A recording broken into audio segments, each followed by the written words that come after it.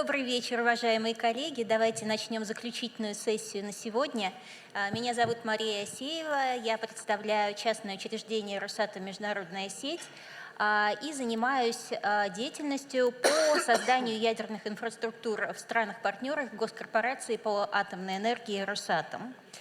Мы с вами плавно от третьей сессии, на которой мы говорили о настоящих и будущих технологиях, переходим к тому, а как и кто должен, собственно, этих технологий использовать сейчас и развивать их в дальнейшем. Сессия у нас называется «Основные приоритеты в образовании и обучении, инновациях и интеграции технологий для мирного развития атомной энергетики». Но, если говорить коротко, это люди и технологии. И сегодня я с удовольствием представляю вам докладчиков на данной сессии. Хочу обратить ваше внимание, насколько вариативный у нас состав. Все наши докладчики – это представители с разным образованием, с разным опытом, с разной мотивацией для того, чтобы заниматься атомной энергетикой. Поэтому надеюсь, что нас ждет увлекательная полифония мнений. И не буду больше занимать время, потому что мы и так ограничены. Давайте начинать. И я с большим удовольствием передаю слово нашему первому докладчику Владимиру Игоревичу Шевченко, ректору Национального исследовательского ядерного университета МИФИ. Владимир Игоревич, будьте добры. Да, большое спасибо. Уважаемые коллеги, дорогие друзья, я вот говорил сейчас, общаясь с журналистами, что есть ощущение, что за период пандемии и последующих событий мы вообще соскучились по таким теплым разговорам, вместе, когда собираются вместе и студенты, и уже зрелые исследователи, и представители разных стран, для того, чтобы сверить часы и обсудить действительно какие-то основные контуры того, куда мы движемся. И когда я рад здесь видеть представителей разных филиалов нашего университета, да, и они скажут за себя сами. Но что я хотел бы сказать от себя? Ситуация с образованием в области инженерных технологий и конкретно ядерных и смежных технологий и в нашей стране, в Российской Федерации, я сейчас имею в виду, и в мире далека от идеальной. В частности, мы видим по статистике детей, которые сдают единый государственный экзамен по профильной математике в Российской Федерации, который необходим для того, чтобы поступать на инженерно-технические направления, что это число падает. И оно упало достаточно заметно за последние 5-6 лет. Вплоть до того, что сейчас у нас число бюджетных мест для будущих инженеров, оно превышает число детей, которые сдают ЕГЭ по профильной математике. С другой стороны, есть статистика, например, людей, которые получают различные степени, бакалаврские, магистерские, PhD в университетской системе Соединенных Штатов Америки по nuclear engineering. И там тоже падение на, по разным оценкам, от 7 до 10% в год. И с другой стороны, мы видим эти большие амбициозные планы развития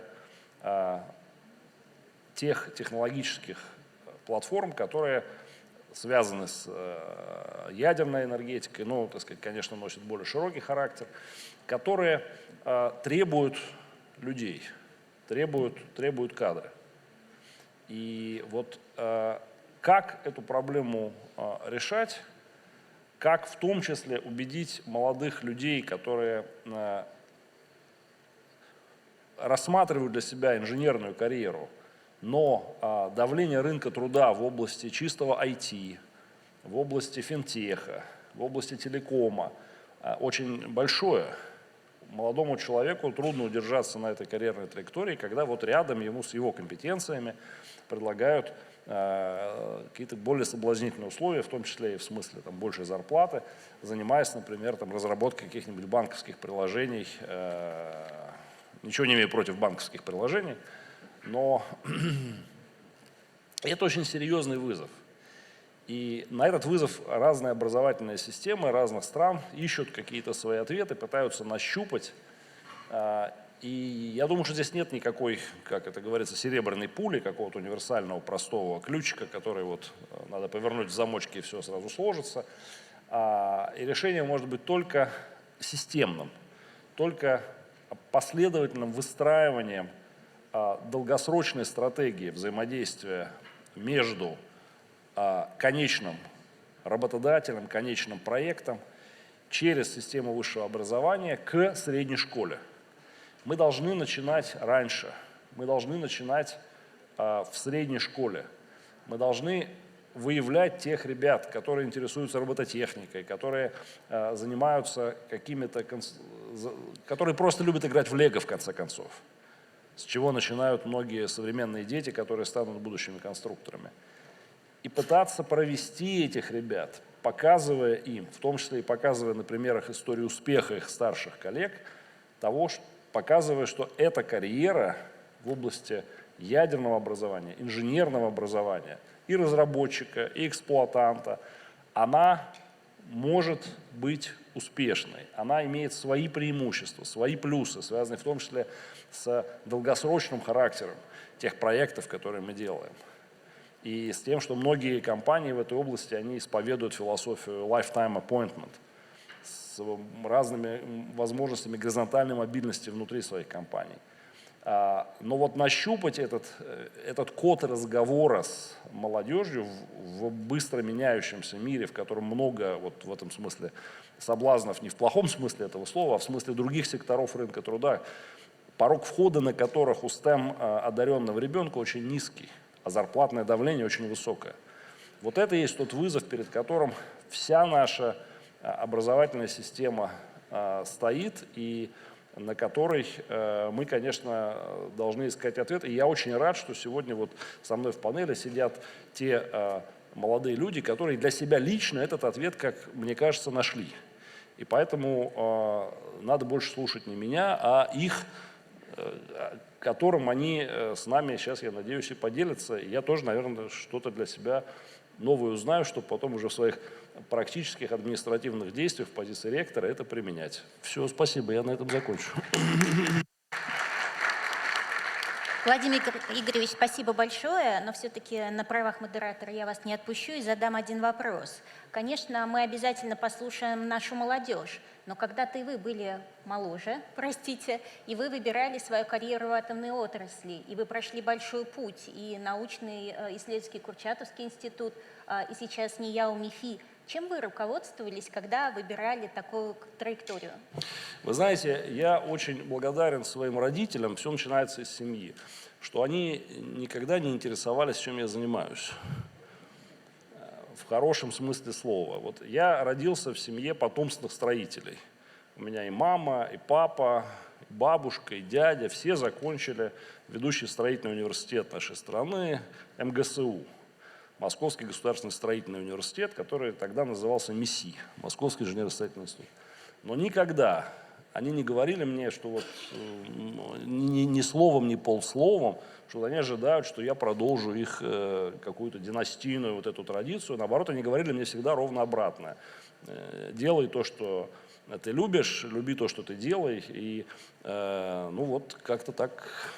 Я всегда занимался чем мне хотелось. И мне очень приятно вам сообщить, что я и сейчас занимаюсь тем, чем мне хотелось. Мне очень нравится моя работа, хотя 10 лет назад я и в мыслях не мог представить, что я окажусь в кресле ректора своей альма-матер. Ну вот так получилось. Альма-матер призвала, я не мог на этот призыв не ответить. Спасибо.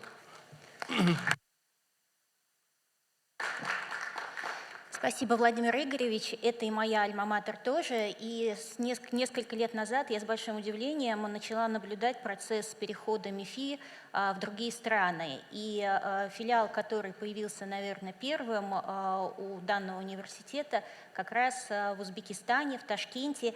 И я с удовольствием передаю слово Шавкату Абдухамилову, исполнительному директору ташкентского филиала НИЯУ МИФИ. Спасибо. Спасибо большое. Добрый день, уважаемые участники сегодняшней конференции. А можно кликеры? У меня маленькая презентация есть, я хотел показать. Пользуясь случаем, я хотел бы немного продемонстрировать, что вообще из себя представляет наш университет, наш филиал, да, ташкентский филиал нашего университета. И недавно у нас в гостях в Узбекистане, к сожалению, мы не смогли его принять, не приехал, вот заместитель премьер-министра Российской Федерации, господин Чернышенко, здесь побывал. И там заместитель Миноборнауки Российской Федерации Могилевского, он отметил, что есть 3 самых успешных филиала, вот прям пример, да, это первый МИФИ, второй это МИСИС и третий вот РХТУ. То есть вот здесь у нас все четко налажено, имеется кампус, имеются кадры, имеются преподаватели, имеется, значит, необходимая инфраструктура, чтобы полностью развернуть вот это образование и транслировать вот все хорошие наработанные практики в Головном университете. Здесь у нас, значит, в Ташкенте, да. И вот немного вдаваясь в историю, значит, в 2018 году сам президент лично посетил нашу площадку.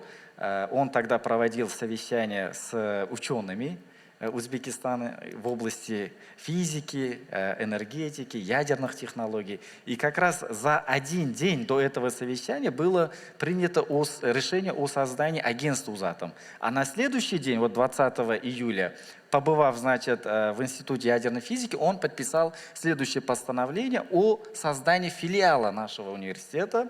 И, значит, непосредственно там прошла церемония закладки первого камня.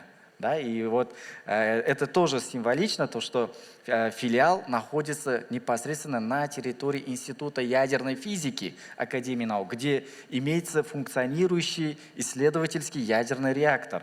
И я с гордостью отмечу, что не каждый ядерный вуз имеет рядом с собой работающую ядерную установку. И вот наши студенты имеют такую уникальную возможность, значит, проходить там определенные практики, может быть, проводить определенные занятия с использованием ядерных материалов, используя инфраструктуру Института ядерной физики. И вот в 2019 году уже за 1 год был построен вот наш учебный блок. На церемонию открытия, перерезания ленточки приехал, значит, генеральный директор госкорпорации «Росатом» господин Лихачев, да, с нашей стороны премьер-министр Республики Узбекистан Абдулимаш Арипов. И вот здесь вот такая церемония. Первые наши студенты, выдача, значит, первых вот студенческих билетов. Ну и вот, значит, усилиями госкорпорации «Росатом» и агентства «Узатом» была приобретена самая современная учебно-лабораторная база для филиала. Вот вы можете посмотреть. Здесь вот как раз демонстрация наших лабораторий, нашего оборудования, которое мы закупили. Здесь преимущественно производство российских компаний. Есть также у нас немецкое производство оборудования, есть китайское производство оборудования. Но я вот, пользуясь случаем, хотел бы отметить, вот у нас 40% преподавателей – это преподаватели из Москвы. Остальные 60% они у нас в основном ведут общеобразовательные дисциплины. Да? Но вот преподаватели, которые из Москвы приезжают, смотрят на наше оборудование и говорят, вот нам бы тоже… Ну, я не сомневаюсь, что уже за вот эти последние 5-6 лет, конечно, да, там тоже идет модернизация постоянная, да, но при этом, в принципе, наше оборудование, оно очень актуальное, очень современное, что не в каждом вузе, например, это имеется, да. Вот здесь как раз, я уже забегал, получается, да, вперед, вот у нас 60 примерно человек преподавателей, вот из них, видите, 60% это наши локальные, значит, преподаватели, остальные это вот российские преподаватели. В настоящее время обучается более 300 студентов на 4 направлениях образования.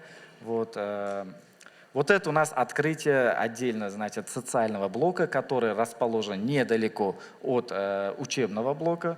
Социальный блок имеет, значит, общежитие для студентов, отдельный жилой дом для сотрудников как УЗАТОМа, так и сотрудников филиала МИФИ. Также там имеется спортивное ядро, которое включает в себя спортивный зал, необходимые, значит, площадки спортивные, да, это футбольные в первую очередь и баскетбольную, волейбольную площадку. Вот как раз в 2021 году, 2 октября, вот эта церемония как раз открытия нашего хостела, так сказать, социального блока, вот передача символического ключа нашему директору Маслову Юрию Александровичу. Вот. Ну и что дальше, да? То есть вот у нас, в принципе, есть современный учебный блок с хорошей инфраструктурой, есть социальный блок, где проживают студенты, да? Но, значит, в 2021 году как раз было принято постановление Кабинета министров о том, чтобы создать на территории поселка Улугбек, где расположен наш филиал, да, научно-образовательный кластер для химической промышленности. И, кстати, филиал МИФИ тоже является участником данного кластера. При этом некоторые удивляются, а почему в химическом кластере филиал МИФИ? А действительно, если так посмотреть, ядерная энергетика, она очень тесно связана с химией. С другой стороны, вот те участники, которые представляют сугубо именно химические направления, филиал МИФИ и Институт ядерной физики, они дополняют физической частью. То есть здесь будет представлена как химия, так и физика. Да? Вот. Хотел бы тоже продемонстрировать немного вот видеоконцепцию, так сказать, вот этого кластера. И у нас уже началось строительство корейской части, то есть вот Южная Корея тоже внесла $40 миллионов, она уже там строит, начала строить научно-исследовательский институт химических технологий. Вот это город Ташкент, вот поселок Улугбек находится всего в 11 километров, да? Ну, это примерно 20 минут езды в автомобильном транспорте. Вот у нас санитарно-защитная зона круглая, радиусом 1 километр. Да? И вот эта территория площадью 60 гектаров, она вот передана сейчас компании УЗКИМЙОСАНОВАТ, это узбекский химпром. Да, и для именно реализации проекта научно-образовательного кластера. Мы данный проект показывали, кстати, в этом году у нас визитом побывал и министр Минобрнауки Российской Федерации, вот, господин Фальков. И он действительно очень вдохновился. На следующий день он даже предложение сделал нашему президенту. Может быть, в будущем филиал Бауманского университета тоже будет расположен непосредственно на территории вот этого кластера. Видео очень короткое, на 1,5 минуты. Сейчас быстренько покажем основные моменты. Вот здесь на основе государственного частного партнерства собираем построить 4-мегаваттную солнечную электростанцию, совмещенную с автопарковкой на 2500 автомобилей. Спортивное ядро отдельное, все по стандартам, олимпийским стандартам. Да? Это будет на территории 3,5 гектаров. Будут там, значит, образовательные учреждения, это химико-технологический институт ташкентский, это филиал Менделеевского университета химических технологий, это, значит, один из зарубежных университетов, тоже, наверное, откроет филиал. Сейчас ведутся много разных переговоров с разными университетами. Вот, и отдельно вот то, что уже началось, вот эта часть, это у нас как раз КРИКТ, именно Корейский научно-исследовательский институт химических технологий. И вот это продолжение социального блока. Вот здесь 2 здания уже построено, то, что мы до этого на слайдах видели. Вот дальше будет вот такое развитие. Вот примерно концепция, она вот такая. Вот все эти учебные блоки. То есть потихоньку в Узбекистане многие университеты переходят на кампусный такой вид, когда они не находятся где-то в центральных частях города. Потихоньку есть такая, в принципе, такие планы переезду, да, вузов за черту города. Это снижает и как трафик, также позволяет вот так обстроить очень современные такие комплексы для образования. Вот, в принципе, у меня все. Давайте. Спасибо. Если есть вопросы, могу ответить. Спасибо. Шавкат, спасибо большое. Впечатляющие успехи за несколько лет существования филиала и уверенное настоящее и блестящее будущее. Но пока вы ничего не сказали об интеграции филиала в будущий проект сооружения атомной станции. Пожалуйста, не могли бы вы сказать, какое место вы бы хотели видеть в общей структуре реализации данного масштабного, красивого и нужного, главное, Узбекистану проекта? Вы имеете в виду в части подготовки кадров, правильно? Может быть, вы видите себя шире, я бы не хотела вас ограничивать. Спасибо большое. На самом деле, вот в 2021 году мы у себя принимали такую солидную миссию МАГАТЭ по комплексному изучению, комплексной оценке ядерной инфраструктуры Республики Узбекистан. И в рамках данной миссии эксперты МАГАТЭ, изучив все материалы, они сделали 5 надлежащих практик, которые рекомендуется транслировать и в другие страны. И один из них это было как раз-таки создание филиала ведущего топового университета страны-вендора в стране, где поставляется вот эта технология. И вот вчера, буквально вчера, господин Рафаэль Мариано Гросси посетил наш филиал, посмотрел, убедился, пообщался с нашими студентами. Он еще раз подтвердил вот эти слова, что действительно открытие филиала вот такого топового университета, а МИФИ это действительно очень престижный университет в мире, да, и МАГАТЭ будет только поддерживать вот этот путь, вот эту траекторию, которую у нас сделал. И действительно в Республике Узбекистан, да, планируется построить атомную электростанцию. Последний визит президента Российской Федерации в Узбекистан как раз был достигнут очень хороший результат, был подписан контракт, первый контракт, я отмечу, да, вот такой, на строительство атомной станции малой мощности. Да? И у нас теперь, у людей, которые готовят кадров, действительно появились новые вызовы, я сразу скажу, потому что мы ориентировались до этого именно на подготовку кадров для классических таких атомных станций. Да? И вот здесь мы, конечно, должны теперь глубже изучить вопросы именно ММР, да, и, может быть, в этом отношении стать такими лидерами, я бы сказал, да, в области подготовки кадров для атомных станций малой мощности. И в целом это что значит? Это значит, возможно, в будущем могли бы смело сказать, что могли бы превратиться в региональный хаб, образовательный хаб для подготовки кадров для стран, которые собираются у себя реализовать такие проекты. Спасибо. Можно 2 слова я добавлю?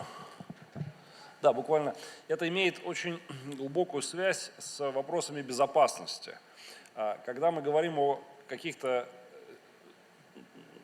устройствах типа айфона, у вас технологии, владение технологиями, понимание производством и пользователь могут быть совершенно разделены между собой. Технологии могут быть сосредоточены все ноу-хау в одном месте, а пользоваться может весь мир. В случае с объектами использования ядерной энергии так нельзя. В каждой стране, в которой есть соответствующий объект, должны быть кадры, подготовленные, укорененные в традиции, в культуре этой страны, граждане этой страны, которые не просто эксплуатируют этот объект, но понимают от самых основ, как он работает, на чем основана его безопасность. И это есть залог того, что это понимание обеспечит эту безопасность. Нельзя быть просто пользователями. В этом смысле атомная станция – это не iPhone, независимо от того, малый это реактор или большой.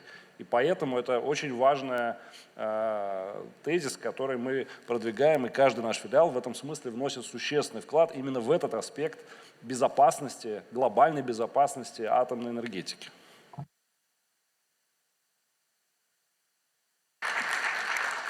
Спасибо большое, уважаемые коллеги. Подчеркнуты действительно важные аспекты и необходимости своевременной подготовки кадров и воспитания культуры безопасности и лидерства как на уровне организации, так и на уровне физических лиц. И, конечно, НИЯ МИФИ является опорным вузом госкорпорации «Росатом», и мы плотно работаем на самых разных уровнях и продолжим это делать в интересах Узбекистана. Но я бы хотела заметить интересную особенность презентации Шавката, который очень четко определил определил, что сейчас с учетом междисциплинарности и исследований, и технологий, необходимости привлечения молодых кадров не просто чем-то базовым, но действительно увлекательным, действительно мотивирующим, существует необходимость создания кластеров, которые в том числе и оптимизируют ресурсы, которые у каждой страны ограничены. И об одном из таких кластеров мы сейчас поговорим со следующим докладчиком. Рада вам представить Карла Тыра, руководителя проекта международного и студенческого сотрудничества «Обнинск-Тех». Карл, the floor is yours. Thank you so much. First of all, good afternoon, ladies and gentlemen. I would like to ask for the clicker to make my way towards me. Thank you so much. And while it is traveling, it has successfully reached its destination. I would like to start on the topic of innovation. Because yes, we are talking quite a lot about innovation, especially today on this session. And when it comes to innovation, we certainly need to talk in terms of education. So, when we consider education, especially in the nuclear sphere, we have to assume that countries from various areas of the world with various levels of nuclear development have various levels of needs and various types of needs. These needs are specific to those countries. However, if we want to globalize nuclear education, these needs need to be unifiably satisfied. So basically, the question forms itself. How can we create a unifying educational environment that will provide the same quality knowledge to all the students from various countries of the world in such a way that all the students will be able to fit and accomplish their specific goals? And this will be perhaps the question that we will try to answer throughout the session. So, when we come to the city of Obninsk, it certainly has its place in the nuclear history.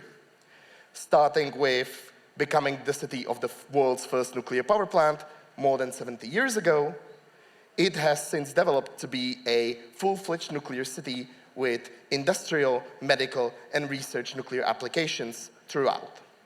And its most recent chapter in its history book came in June 2024, when it was officially coined the International Youth Nuclear Capital. Now, I can see several people who attended the Obninsk Nuclear Education Week. I am very happy to see you writing the next chapter of Obninsk with us. And one of the main reasons why Obninsk became the International Youth Nuclear Capital was the Obninsk Tech project. The Obninsk Tech project is a global educational project whose goal is to create the world's biggest nuclear education hub. It is supposed to cover some 20% of global nuclear education capacity, and let us admit, that is quite an ambitious goal. So how is that goal going to be achieved? Well, this would probably be a topic for a session in and of itself. In fact, we have just done one in Sochi. However, one of the key notions that I would like to point out here is that the project is primarily youth-driven. This means that young people are directly influencing every phase of its development. One example of that is the Obninsk Tech Mega Council, an advisory board which meets up periodically to determine future steps of development, infrastructure-wise, education-wise, or in any other aspect you can basically imagine. This will be later covered throughout the session, so I will not waste my co-speaker's ammunition. And we shall move towards one of the most important types and concepts of the project that have so far been implemented.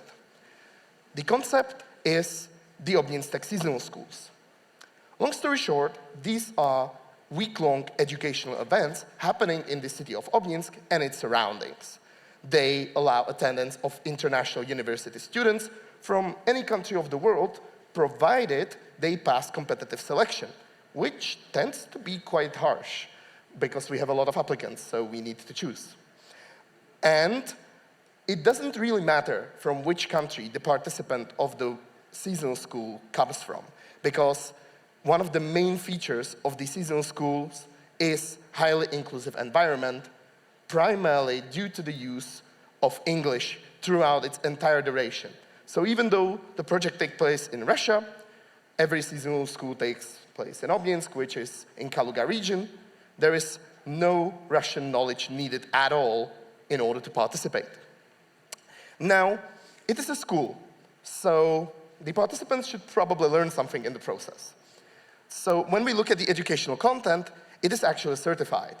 So when the person finishes a seasonal school in Obninsk, they will get an official diploma that tells, well, for example, their future employer that yes, I have participated in this event that has broadened my horizons. Apart from lectures with various industry professionals and workshops on various nuclear applications from radio pharmacy or perhaps non-destructive testing to perhaps more real-life applicable topics such as actual applications of radiation measurements, we can also point out real-life simulation scenarios. Now, the simulation scenarios are perhaps the most interesting part of the educational content of the seasonal schools, at least in my personal opinion. Let us take a look at one of the examples that you can actually see in this little picture. In this scenario, it is assumed that a radioactive object was lost somewhere in the outside premises of Obninsk Institute for Nuclear Power Engineering, and our school participants need to locate it, determine its radioactivity, and the level of danger it presents. And because the radioactivity level is unknown, they have to wear a full set of personal protective equipment. Wearing personal protective equipment for several hours is quite exhausting. So this really gives a proper simulation feel where people actually find out what would it be like to experience such situation in real life. Another important part of these seasonal schools are technical tours. They include facilities to which a regular person would have very difficult job getting into since they have restricted access, and they are focused on both power and non-power nuclear applications. Now, here we are coming back to the topic of different countries have different needs. So, examples of these tours include, well, obviously, Obninsk nuclear power plant. That is quite natural given its location, but also Institute for Power Plant Engineering in Obninsk, which includes 2 fast research reactors, and those are quite interesting facilities for many people involved in the nuclear realm. As far as the non-power applications are concerned, there are various cancer research and treatment centers, or for example, the CORAD facility, which focuses on food sterilization through particle acceleration. And finally, let us move to the pinnacle of events within the seasonal schools. If all these events we just talked about in educational content, lectures, workshops, simulations, technical tours, were a package, the bow tie on that package would be the hackathon. This is a proprietary challenge created by Obninsk, and it is basically a competition that lasts the whole week. Participants create teams, and they have to fulfill a pretty difficult goal. They have to come up with a project to meet specific requirements given by the task. This can be popularization of nuclear science, or for example, a case study determined for a specific nuclear application, and then they have to present their findings in front of an expert jury. Now, here I will make a small detour. In the beginning, when these hackathon projects started to be implemented, we often thought that the primary point of them is, of course, for people to learn about nuclear. So the idea was, okay, perhaps they're not as serious as perhaps thesis defense or such formal activities like conferences. And it turns out the participants take them really seriously in some cases. I guess it's because they really want to get that seasonal school merch, but they are really involved sometimes, working overnight to perfect their projects and present them with absolute perfection. And at the end of the day, we don't mind that. That's amazing, because this means that all the participants are becoming the embodiment of the project, where young people are meeting the juncture of cooperating on something bigger. Now also it should be noted that the hackathon projects also can be organized as standalone events. This has happened in several countries, including Brazil, Myanmar, India, etc. Now, finally, what makes Obnienstech is the youth involvement. We have many youth groups participating. We discussed some of them. Let us note a few more. First of all, there are the curators, which I like to describe as the super glue that holds Obnienstech events together. They are basically the primary point of contact between participants and organizers of Obnienstech events. And, well, they basically work 24/7 to make sure each part of the event works like a clockwork. Then we have young speakers. As we discussed, we have lectures from professionals. But we also invite dedicated young speakers who can provide motivation to our participants, you know, the sense of, I can do that too. This is very important. Then there are dozens, literal dozens of volunteers, making sure all parts of the events can actually happen. And then there are many aligned groups that work with us, be that Russian nuclear education ambassadors, which, for example, help us with cross-promotion. Well, we are working on the world's biggest nuclear education project. Russian nuclear education ambassadors certainly have a natural connection. Or the BRICS Youth Energy Agency, which create the youth energy outlook for the future. Again, natural connection being established there. And to sum up our conversation here, as we said, the Obnienstech seasonal schools really create a comprehensive and immersive package. Person comes there for a week. They experience lectures, technical tours, workshops, a week-long challenge team competition where they literally work for dozens of hours to then find something they've perhaps never even heard before the event started. And all in all, they come out with brand new knowledge, horizons broadened, and friendships that will hopefully last a lifetime.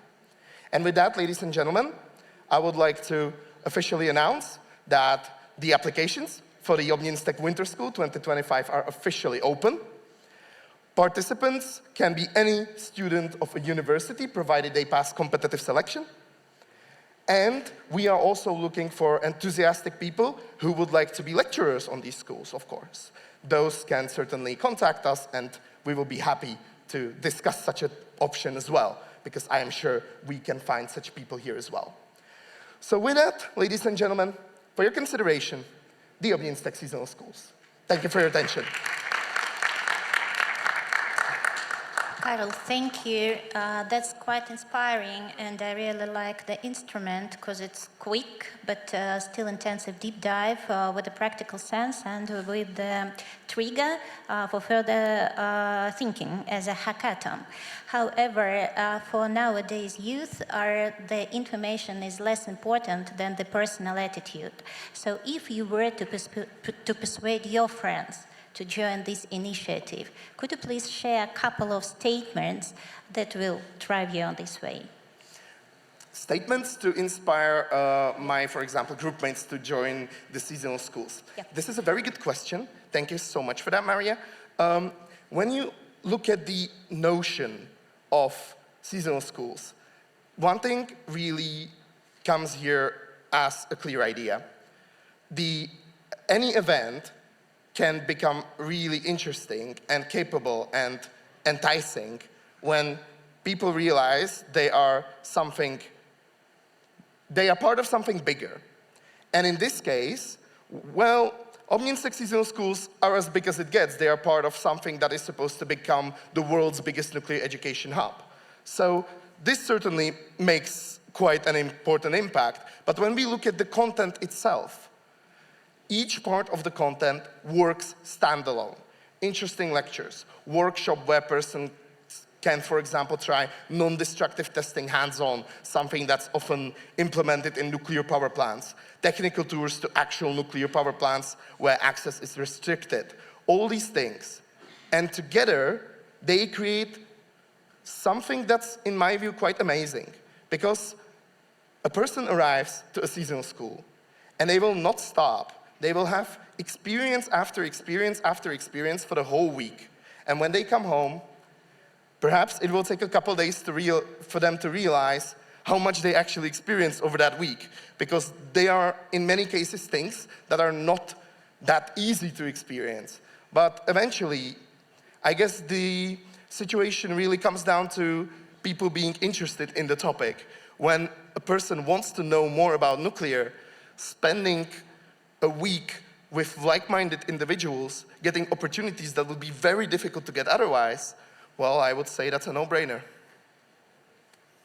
Thank you. I'm not a student anymore, so probably I will need to catch the role of the lecturer at the seasonal school, and I will apply. But we continue with the opinions of our youth. I will switch to Russian then. И мы продолжаем узнавать мнение молодежи, и сейчас я передам слово Сумаджиту Мукерджи, аспиранту Национального исследовательского ядерного университета МИФИ. Спасибо. Highly catch, Aziz Dostallarni.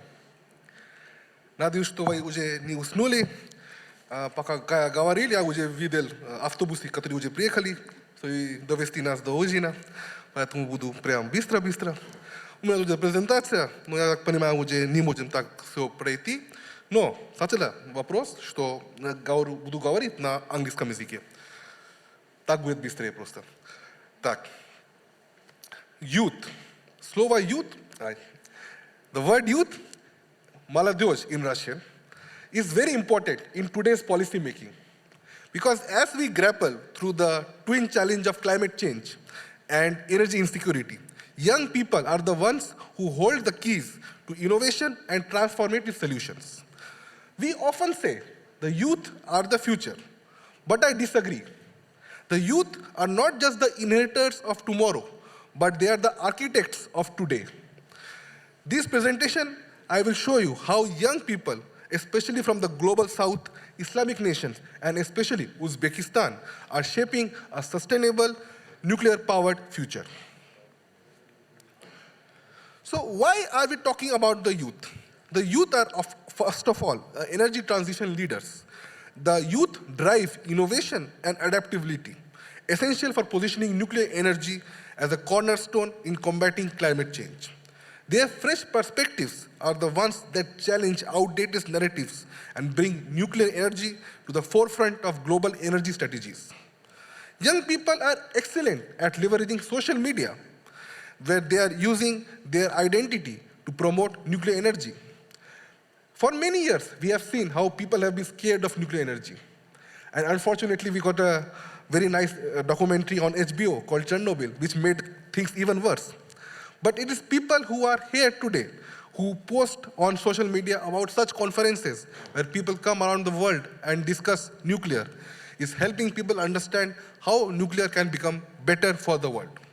And obviously, the youth influence policy. After all, they are an important vote base for all politicians. They are the ones who will decide how much nuclear capacity a country can have, because after we are building the future for the youth. Then obviously we have the perspective of the global south. The global south has always been an untapped market, especially in the field of nuclear. Many countries today already have a good nuclear base, but they are still deficient in energy. Countries in Southeast Asia, South Asia, Africa, Latin America, Central Asia, everywhere there is an energy deficit problem. But at the same time, we have the youth who can give possible solutions, especially in the nuclear field. We have community-led solutions where grassroots initiatives by youth leaders, especially in the field of not just energy, but in the field of nuclear agriculture, in the field of nuclear medicine, that can change lives. The youth are the innovators of today, where people in the global south can champion nuclear energy to address energy poverty in these countries. And finally, it must always be observed the use of nuclear in solving the global climate crisis, one which we are heading very quickly towards. OIC is in a unique position to help the role of youth in this way towards a better nuclear future. We already have a lot of Islamic countries which have plans for nuclear. If we look at the successful example of UAE, which has started the new nuclear power plant, we have the successful example of Bangladesh, where Rosatom is building the Rupur nuclear power plant. Saudi Arabia is going to create a new nuclear power plant very soon. So they have a very big base of countries which are well experienced in the nuclear field. Uzbekistan is an emerging player in the field of nuclear and always has been a strong player in the field of uranium resources. We already know the news about the new nuclear power plant that Uzbekistan is going to build, and I believe that will be the first of many, if not a lot of them. There are a lot of nuclear decisions that are going on in OIC countries, and I believe that there can be a lot of opportunities, just like the one we see here today between IAEA and Uzbekistan and Rosatom. We can have the same things for the countries in the global south and especially in the OIC countries. So what do we do as youth advocacy? I cannot speak for everyone, but I speak for two organizations where I work. I am a Russian nuclear education ambassador, as Kai already mentioned. Our organization is built for only one thing. If somebody wants to learn nuclear, what do? You want to get an university degree in nuclear. Simple. You find us on the internet. You find us on social media. And we will ensure that you can get free, high quality, very nice nuclear education with the best professors in Russia, where you can come and get that education and go back to your country to promote nuclear education in your country. And obviously the work of BRICS, where I am the chief expert for nuclear energy and technology, where we work towards creating a better, equitable, just energy transition for people who can come as the youth to contribute in their own countries on how the youth advocating for policies in their countries for nuclear advocacy. And what is the role of nuclear education in shaping a sustainable future is obviously very well understandable. On the second floor today, there was a big conference on how the Tashkent part of NEOMIFI is helping and pushing forward the nuclear agenda in Uzbekistan. And the same can be done all around the world. There's a need to build expertise because the nuclear expertise is being lost all over the world. There's a cutting edge education that is required to create a skilled workforce. But at the same time, we must drive innovation to equip youth to create the next gen technologies, the ones, especially the ones we are looking at right now in Uzbekistan in terms of small modular reactors, but also the one which I have not heard today a lot, fusion. I know that everybody says that fusion is 20 years away, after every 20 years, but I believe that fusion is the one next step that we should be taking after SMRs. And obviously, the point about global peace. Educated youth from around the world can advocate for peaceful applications of nuclear in energy, healthcare, and agriculture. Finally, all I would like to say is the future is nuclear and the future is youth. We are at this point, the most important time where we can use nuclear to solve the global energy crisis. The power of the youth, the passion, the innovation, and the will to create change are perfect matters for nuclear advocacy. And finally, our role is simply to educate ourselves, educate others, and join global initiatives to amplify the message. Thank you so much, and if you have any questions, you can reach out to me. So Majid, thank you for sharing this insight. Let's leave aside your current employers and talk about you. As far as I know, your country is India, and India, for a significant time, is enjoying the benefits of nuclear technologies. How the youth of India is integrated in the development of the national nuclear program, and what are the perspectives of youth within it? I think India has been a unique case in our region where the hope of nuclear has been there for a very long time. India has a very old nuclear power program, and the youth has been a very big engine for this growth. Why? Because even our first, the father of nuclear in our country, Homije Baba was again a young scientist who started this field. And then in every college, there is a young nuclear scientist group where people can come collaborate with not only government agencies, but also industry experts and create new technologies and help them implement in the larger scale. So in India, there is a very big startup culture now, where small universities can help create new startups, and these startups will create products that will help working in the nuclear industry.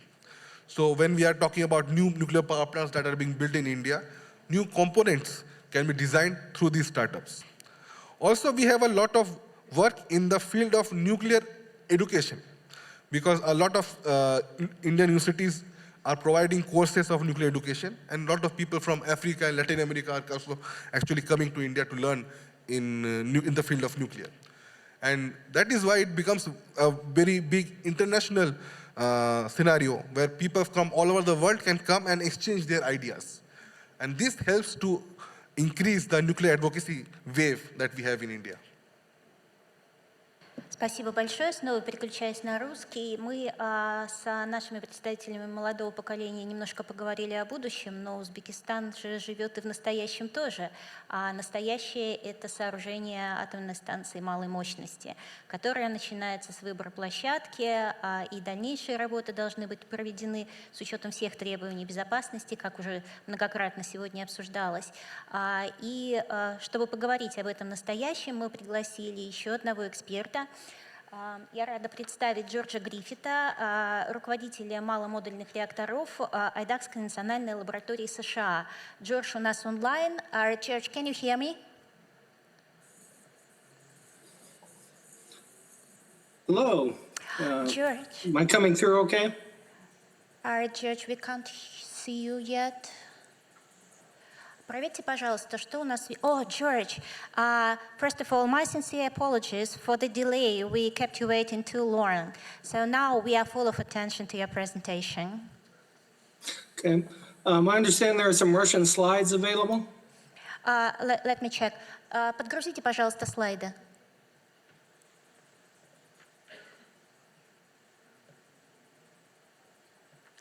One minute, please. Now we see. Thank you. It's George Griffith from Idaho National Laboratory. I'm the small modular reactor lead at the laboratory. I'm very excited about this presentation, about this program. I've been listening in. I want to thank Mr. Umarov, Ms. Oseva, and the committee for inviting me here. Can we jump to the next slide? I'm going to be talking about siting of nuclear reactors, more of a technical topic, but one that's proving to be critical in the success, even a very long-term project like a nuclear power plant. We're finding that selecting a reactor site isn't a yes or no question. It's a matter of an engineering solution. Do you balance the factors, the cost, the benefits? Sites can be developed. They can be characterized. You can do additional analyses. You can learn more about it. You can upgrade a site to accept a reactor, or you can decide not to and save the money to benefit the project. So it's a matter of mitigating cost and risk. And the difficult part is it's the risk and the cost over the entire lifetime of the plant, which, as we're seeing now, can reach 80 to 100 years potentially. The selection of nuclear technology is a big part of this. The smaller reactors tend to be more robust. They can go into more difficult situations. The very small reactors, the microreactors, can go into a very, very unique locations. So the technology you pick is a very big deal in siting. The vendors who develop the reactors can add features to make them easier to site, which I think will be a growing issue. Things like seismic isolation, flooding prevention, those sort of things will be important. And technology, safety, and siting will be more closely related going forward. Siting is really the first activity of the entire nuclear deployment. Next slide, please. Следующий слайд, пожалуйста. Спасибо. Thank you. Since I'm the small modular reactor lead, I was going to highlight some of the benefits of small modular reactors and why you hear so much about those. They are literally small. Their physical size is usefully smaller, a quarter, a fifth of the size of a full-size plant. Makes them easier to deploy. They can be closer to the applications, whether it's heat or electricity or industrial applications, closer to population centers because of the safety, which is the next item. They're smaller amount of radioactive material in them. They're very, very safe. They tend to have it's very hard to get the radioactive material out of the reactor and into the environment. So you can, again, site them closer to customers and population centers. Replace coal plants that are existing near population centers. And the smaller output from a SMR, less than 300 megawatts, makes them easier to build into the grid. A lot of countries don't have the infrastructure, locations, islands to support a 1,000 megawatt reactor. But in this case, you can take advantage of that previous coal supported infrastructure and put a nuclear plant in its place. Next slide, please. Excuse me. You can add modular reactors since they come in small sizes and they're grouped. You can start with a smaller installation and add capacity as the local economy develops around it. We've been hearing about that. SMR designs are simpler, they're safer, they minimize the effects of any event that happens there. In my work siting reactors, one of the best things to do is when you talk to a community, you say that if there's an event, nothing outside the fence will be affected in the environment. And that's a very strong point for a small modular reactor. People appreciate knowing there aren't going to be significant events that affect their lives in huge ways. And maybe a really nice feature is that we can design these reactors so they fit in, they can change power rapidly, and so they fit well with renewable resources. So wind energy, solar power can be supported by SMRs, nuclear power. We're finding that nuclear power and renewables are really a good combination together. Nuclear allows more renewables. Renewables allow nuclear to play a stronger role. It's a very positive team. Next slide. And because they're modular, they can be specialized. This allows you to put a small modular reactor close to and in direct support of industrial applications. So making ammonia, making fertilizer, making hydrogen, clean steel, desalinating water, all enabled by small modular reactor designs. And the small size also allows them to be deployed easier. There's less of a mega project. So all of these SMR features increase siting opportunities. So if you're to site an SMR, you get more locations, you get better locations, you can really support the grid and the people and the results that you're after. Next slide, please. And then this is some experience gained from working with different communities, different projects. The overall goals of the nuclear power project are critical. I've been sort of dismayed by how many projects come in without a clear vision of what they're doing. Low price electricity, better economics, replacing a coal plant. That message is rarely crafted and really developed the way it should be. So having that solid story to get the communities, the government, the financing in place is really critical. And nuclear projects are the place. The siting activity is where the engineering really ramps up. This is the transitional phase for a project where it goes from being a large project to being a nuclear project. And you get the quality and the communication and the documentation becomes a much more serious nuclear event at this stage. Next slide, please. Sort of an informational slide, the things that you need to know about your project. Given our time limits, I'll skip over most of this. Again, as part of the message, understanding the details and having it ready. Next slide. There are established processes for doing this. The IAEA has a program. The Electric Power Research Institute has a program. They've both been exercised. They've both been used in Uzbekistan, or I think the IAEA process has. They're exercised. One of the interesting things that we're finding is that if I'm going to replace a coal plant, the site is pretty well picked. Right? What does siting mean in those cases? I have a particular resource to be moved or to be replaced. It has a grid, it has heat dissipation properties. I want to be in that immediate area. So siting becomes a little bit different when you know where you want to go. So these are evolving technologies, evolving processes. Next slide, please. Again, sort of a reference slide. What sort of things do you want? They're all relatively apparent.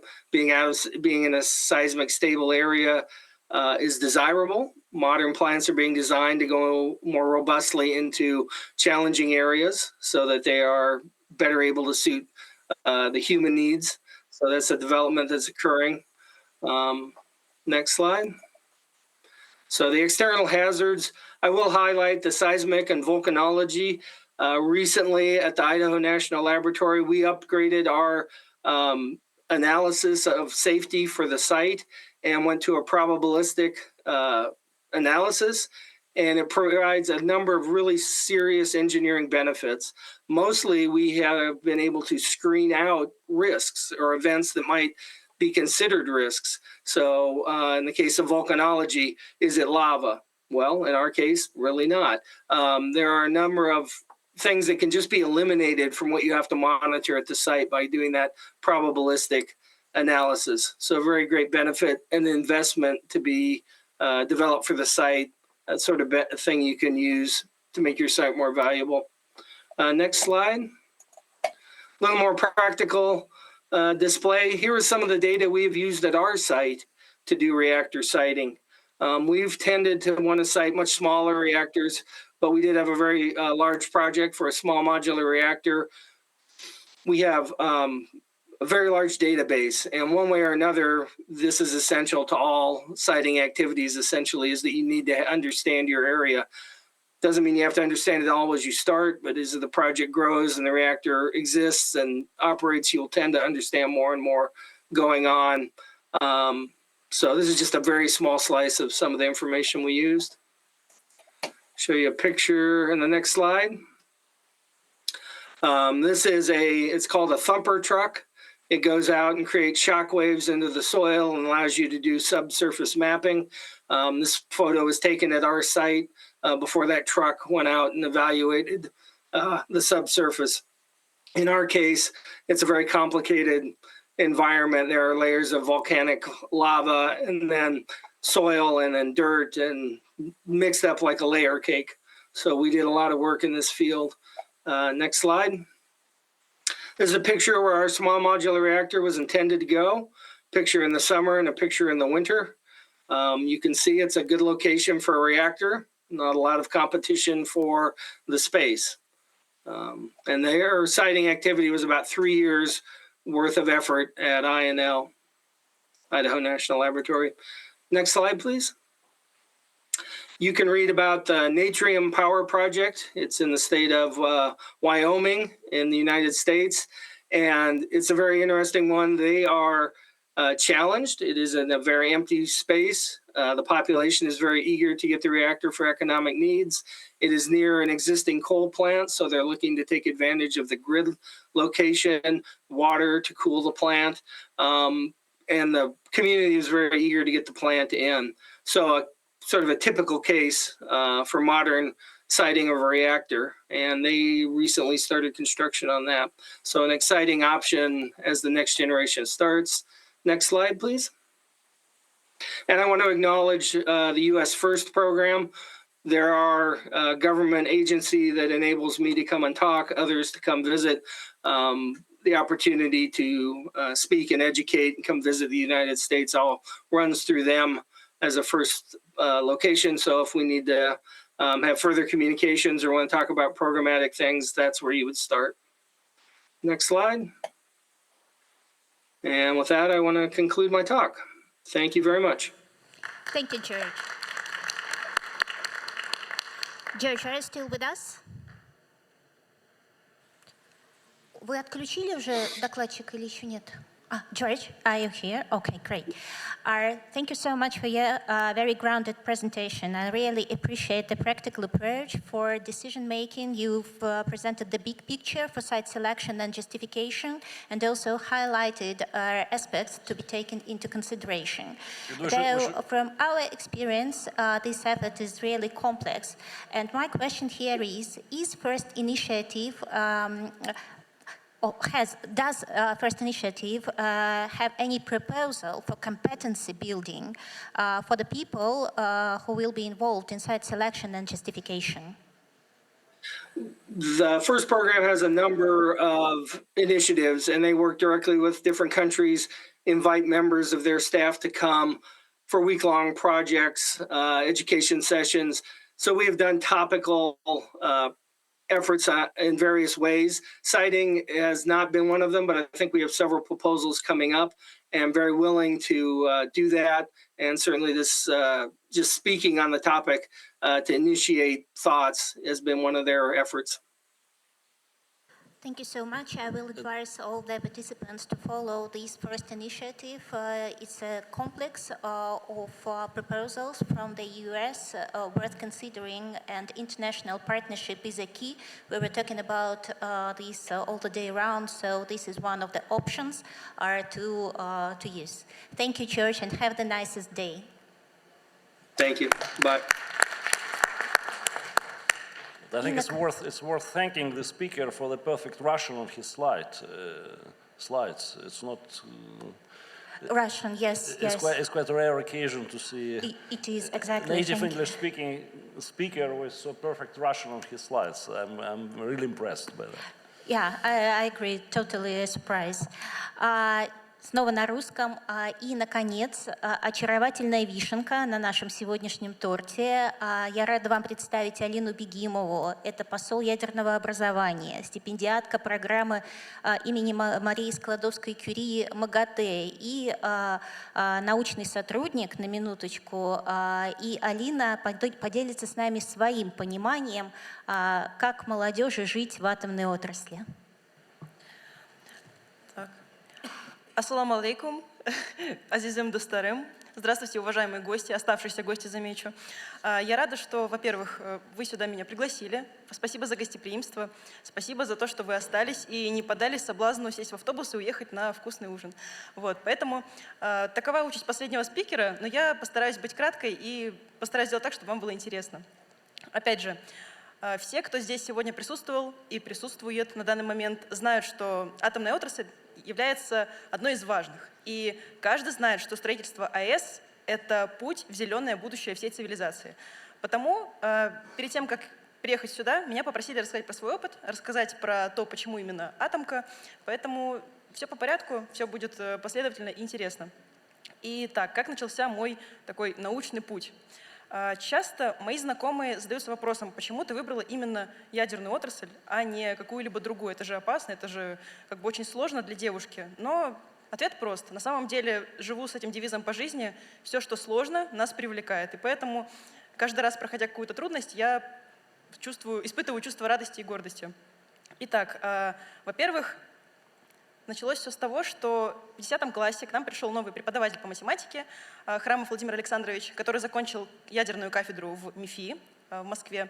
И я загорелась его примером, захотела пойти по его стопам, потому что этот человек смог привить мне любовь к науке.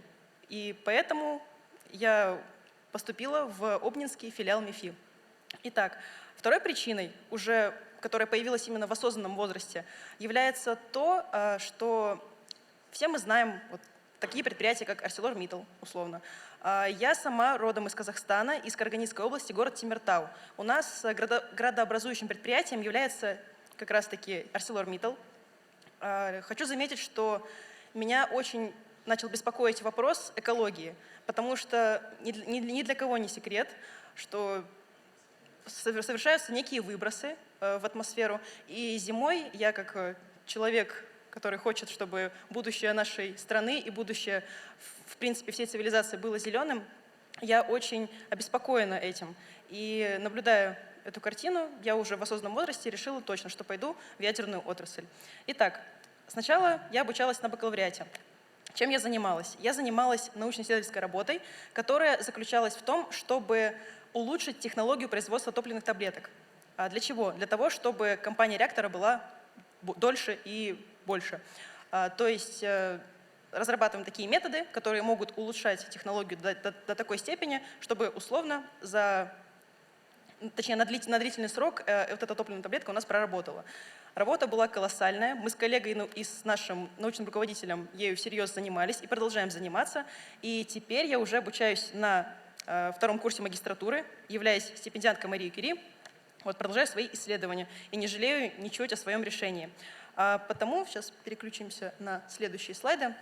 Это вам так для того, чтобы рассмотрели интересные фотографии. Я смогла влиться если говорить на сленге студентов, в студенческую тусовку. Я участвую в множестве проектов. Одним из них является Обнинск-тех, о котором говорил мой коллега Карл Тыр. Мы занимаемся разработкой международной площадки по обмену опытом, знаниями и прочими вещами, важными сейчас для нашего мира. Также я стала в прошлом году участником сообщества амбассадоров российского ядерного образования. Чем мы занимаемся, говорил об этом Сумаджит, также мой коллега по проекту. Если кратко, то мы занимаемся популяризацией науки среди школьников за рубежом и не только. И мы помогаем им понять ядерную отрасль и смежные специальности, помогаем в дальнейшем поступить на те или иные специальности, если люди проявляют к этому интерес. А интерес на самом деле очень повышенный. Итак, помимо этого, хотела бы отметить, что таких студентов, таких активных ребят очень много. И амбассадоры, в том числе, добиваются успехов в различных областях. В том числе у нас в июне ребята ездили в МАГАТЭ, защищали свой проект, участвовали в конкурсе «Простем челлендж». И их идея была в том, чтобы создать образовательную платформу, которая позволит обычному человеку прикоснуться к науке и ее понять. Они заняли почетное 1-е место. Я думаю, что это достижение заслуживает аплодисментов ваших. Все. Спасибо. Помимо этого, они проходят стажировки в лучших международных организациях, и это не может не радовать. Говоря о трудностях, меня просили как раз-таки перед моим выступлением также рассказать, что может быть встать на пути у человека, который поехал учиться в другую страну и проходит там свое обучение. Во-первых, самым таким банальным, наверное, является отсутствие свободного времени. Как вы понимаете, учиться в ядерном вузе задача нелегкая. Нужно выучить очень много предметов, нужно познать специальность настолько, чтобы стать хорошим дипломированным специалистом. И в этом нам помогают хорошие преподаватели и эксперты своего дела.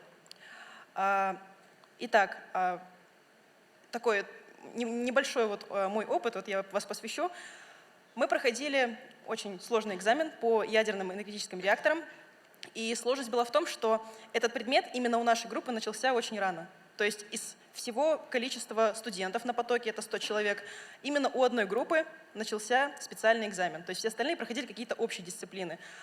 Мы с горем пополам, но с упорством смогли пройти этот этап и довольно успешно. Но это такая мелочь небольшая. Второй мелочью, уже более серьезной, является отсутствие производственной практики. Я думала до этого лета, что иностранные студенты не могут проходить практику на режимных предприятиях. Но благодаря поддержке со стороны Росатома, со стороны нашего института, мы смогли посетить Воронежскую атомную станцию и пройти полноценную производственную практику на этом предприятии. Это очень здорово, опыт достаточно интересный. И хочу отметить, что проходили практику мы вместе со студентами из Узбекистана, которые ранее обучались в ташкентском филиале МИФИ. Это был интересный опыт. И я считаю, что действительно хорошо, что на данный момент эти организации помогают иностранным студентам именно заниматься чем-то прикладным, не просто получать им теорию, а заниматься практикой непосредственно, потому что это важно. Как специалист без практических навыков сможет дальше работать на атомной станции? Непонятно, потому это очень важно. И, наконец, третий такой пункт, вы уже видите это все на слайде. Я, как и многие студенты, очень тревожусь по поводу своего будущего трудоустройства. Дело в том, что многие мои одногруппники, которые проходят уже сейчас стажировку, работают полноценно по первому диплому, они более находятся в спокойном таком положении, потому что сразу после обучения они имеют возможность пойти туда, где они уже ранее стажировались. Но как минимум у меня такой возможности пока что нет, и поэтому я испытываю чувство тревоги по этому вопросу. Но на самом деле я считаю, что проактивная позиция, участие в значимых мероприятиях и опыт участия в таких международных мероприятиях, как данная конференция, как и другие, которые мы посещали, я надеюсь, что они позволят нам стать хорошими специалистами и найти работу по своей специальности и та, которая ему больше очень нравится. Поэтому я надеюсь, что мое выступление было интересным, и если есть вопрос, то я готова на него с радостью ответить. Спасибо. Алина, спасибо большое. Вопрос, конечно, есть, но, во-первых, я хочу отметить, что даже по тембру вашего выступления понятно, насколько вы вдохновлены своим развитием в атомной отрасли, и это вдохновляет в том числе и нас, как взрослое поколение. А вопрос такой. Вы затронули тему трудоустройства, но Казахстан провел референдум и получил положительную реакцию своего населения по вопросу размещения первой атомной электростанции после определенного перерыва, конечно. И у вас уже есть план, как вы поможете своей стране развивать этот проект? Я думаю, что да, спасибо большое за вопрос. На самом деле хочу отметить, что я очень горда тем, что моя страна вернулась на атомный путь. Потому что если возвращаться в историю, то многие из вас, присутствующих, знают, что у нас была построена атомная станция на быстрых нейтронах БН-350 в городе Шевченко, ныне Актау. На самом деле история именно казахской атомной отрасли очень интересна и важна. По поводу моих дальнейших планов. Я бы хотела стать частью ядерной семьи, хочу помогать, продвигать атомную отрасль. И на данный момент я пока что выполнила одну такую небольшую ачивку, если можно так сказать.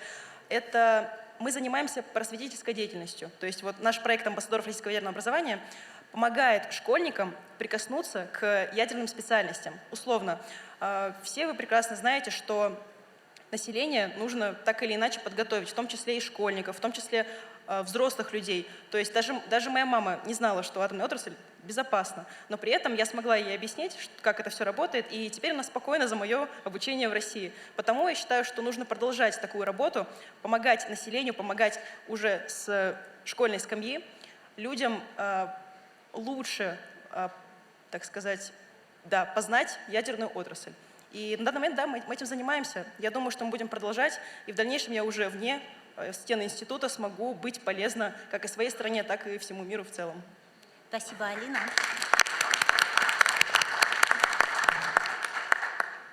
Ну что, у нас последний докладчик выступил. Я считаю, что мы можем завершать сегодняшнюю нашу сессию. И пара слов в заключении. Мы с вами пришли сюда, чтобы поговорить о развитии кадров для современных и будущих технологий. И я считаю, что у нас все получилось, и у нас все будет хорошо, потому что у молодого поколения есть интерес и запрос, у старшего поколения есть ответ на этот запрос и предложение, как нам двигаться дальше. У нас нет барьеров в языке, мы переключались с одного на другое и обратно. У нас нет барьеров в географии, потому что из 7 сегодняшних выступающих, включая меня, было представители 6 стран. Поэтому кадры, как вы помните, решают все. И раз они у нас есть, раз мы знаем, как их развивать, всегда все будет хорошо. С чем я вас и поздравляю. И закрываю сегодняшнюю сессию.